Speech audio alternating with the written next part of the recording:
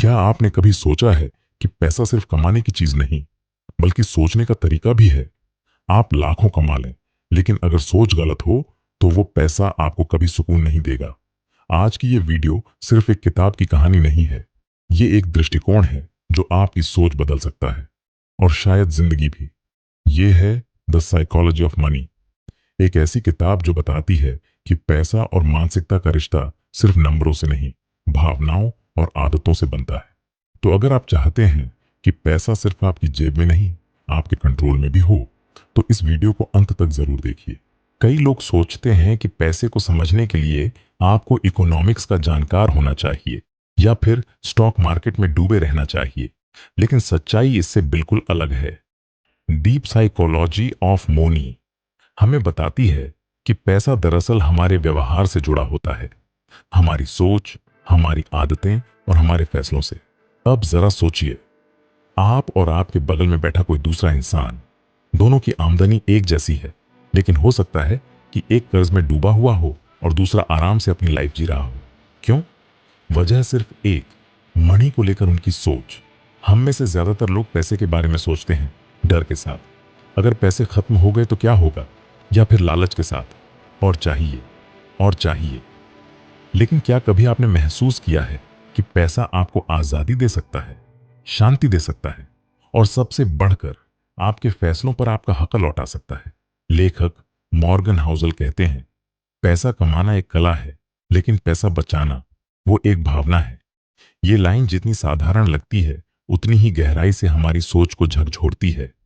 हम सबको लगता है कि ज्यादा पैसा कमा लेंगे तो सब ठीक हो जाएगा, लेकिन सच्चाई ये है, पैसा बचाने के लिए जरूरी है धैर्य, नम्रता और एक ऐसी सोच जो दिखावे से ऊपर उठी हो। कई लोग इसलिए गरीब नहीं रहते क्योंकि उनके पास पैसे कम हैं, बल्कि इसलिए क्योंकि उनके पास संयम नहीं है। सोचिए, आपने मेहनत करके पैसा कमाया, लेकिन अगले ही दिन कोई नया फोन आया और आपने सारी सेविंग्स खर्च दी। ये पैसा का नहीं, ये सोच का मामला है। और इसी सोच को बदलना ही इस किताब की सबसे बड़ी ताकत है। तो सवाल ये नहीं है कि आप कितना कमाते हैं, सवाल ये है कि आप कितना संभाल पाते हैं। अब जब हमने समझा कि पैसा सिर्फ नंबर नहीं, बल्कि एक मानसिक खेल है, तो अगला सवाल खुद ब खुद उठता है, क्या पैसा हमें बदलता है, या हम वैसे ही इंसान हैं, बस पैसा हमारे अंदर छिपे रूप को उजागर करता है? कहते हैं, असली अमीरी वो है जब आप सुबह उठते हैं और दिन की शुरुआत अपनी मर्जी से करते हैं, ना कि किसी मजबूरी से। और ये बात सीधी जाकर दिल में लगती है। द साइकोलॉजी ऑफ मनी हमें बताती है कि अक्सर लोग पैसा इस सोच के साथ कमाते हैं कि वो कभी भविष्य में आजाद होंगे, लेकिन वो कभी वो दिन आने नहीं देते। क्योंकि पैसा तो आता है, लेकिन उसके साथ हमारी इच्छाएं भी बड़ी होती जाती हैं। मॉर्गन हाउसल एक बेहद साधारण उदाहरण देते हैं। एक आदमी है जो हर साल अपनी इनकम बढ़ाता है, लेकिन उसी रफ्तार से उसकी जरूरतें भी बढ़ जाती हैं। नतीजा, वो हमेशा उसी रेस में फंसा रहता है, और ज्यादा और ज्यादा। और दूसरी तरफ एक ऐसा इंसान है जो अपनी जरूरतों को समझता है, सीमाएं जानता है, और इसलिए उसका पैसा धीरे धीरे उसके लिए आजादी का रास्ता बन जाता है। अमीर होने का मतलब ये नहीं कि आप बड़े घर में रहते हैं या महंगी कार चलाते हैं। अमीर होने का असली मतलब है, आप कब ना कह सकते हैं। क्या आप किसी नौकरी को मना कर सकते हैं क्योंकि वो आपके मन मुताबिक नहीं है? क्या आप किसी रिश्ते से निकल सकते हैं क्योंकि वो आपको तोड़ रहा है? क्या आप छुट्टी ले सकते हैं क्योंकि आप थक गए हैं, बिना इस डर के कि इनकम रुक जाएगी? ये सवाल असल में पैसा नहीं, आपकी सोच और तैयारी का जवाब मांगते हैं। और यही सोच आपको आजाद बनाती है। पैसा कमाना तो आसान है, लेकिन क्या आप खुद को इस काबिल बना पाए हैं कि पैसा आपकी मर्जी से काम करे, न कि आप पैसे की मर्जी से?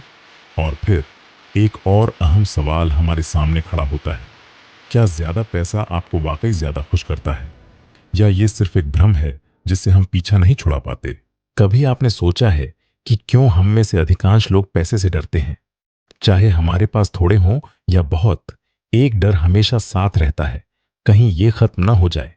यह डर दरअसल हमारी मानसिकता से जुड़ा है। हमारी जिंदगी में हम अक्सर ये मान लेते हैं कि पैसा एक सीमित संसाधन है।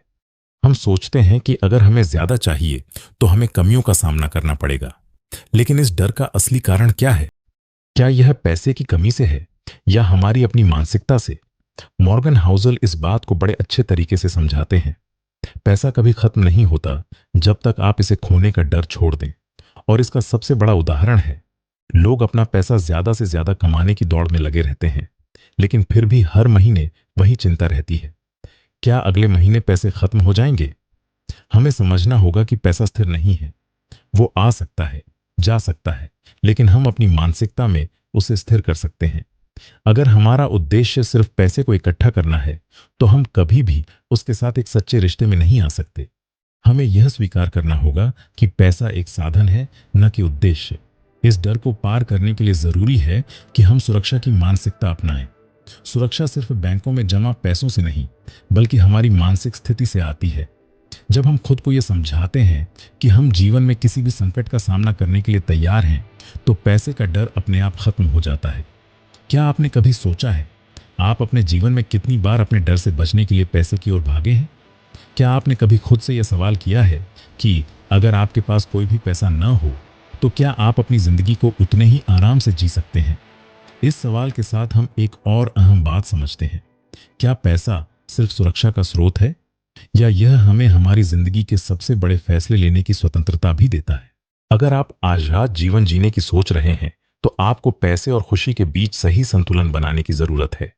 अक्सर लोग सोचते हैं कि ज्यादा पैसा होने से खुशहाली मिलती है, लेकिन क्या यह सच है? क्या जितना ज्यादा पैसा होगा, उतना ज्यादा सुख मिलेगा? यहां पर हाउसल हमें एक अहम बात सिखाते हैं। खुशी और संतुलन एक मानसिकता है। अगर आप खुद को यह मानने लगते हैं कि पैसा एक साधन है, तो उसे ज्यादा करने का उद्देश्य नहीं रहेगा। हमारी खुशहाली तब शुरू होती है जब हम यह समझ जाते हैं कि हम जितना कम खर्च करते हैं और जितना कम चकाचौंध में रहते हैं, उतनी ही शांति पा सकते हैं। आपने कभी सोचा है कि क्या आपकी खुशहाली उन चीजों पर निर्भर करती है जो आपने खरीदी है, या फिर उन चीजों पर जो आपके पास पहले से हैं? मॉर्गन हाउसल एक दिलचस्प विचार प्रस्तुत करते हैं।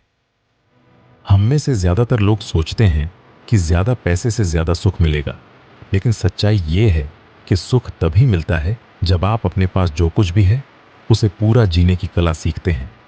अब सवाल उठता है, क्या हमारे पास जो कुछ है वह हमें पूरा सुख दे सकता है, या हम हमेशा और कुछ और चाहते रहेंगे? क्या हमारे जीवन का असली उद्देश्य पैसे का पीछा करना है, या हमें संतुलन और खुशहाली की ओर बढ़ना चाहिए? याद रखिए, पैसा जिंदगी को आसान बना सकता है, लेकिन सही सोच उसे बेहतर बनाती है। अगर इस वीडियो ने आपको सोचने पर मजबूर किया है, तो कमेंट में लिखिए, अब मैं सोच बदलूंगा, पैसा नहीं खोजूंगा। और अगला चैप्टर आने वाला है, जिसमें हम जानेंगे कि कैसे पैसा हमारे फैसलों पर असर डालता है और कैसे हम इमोशनल इन्वेस्टिंग से बच सकते हैं। इस वीडियो को सब्सक्राइब और शेयर कीजिए, ताकि ये सोच हर किसी तक पहुंचे।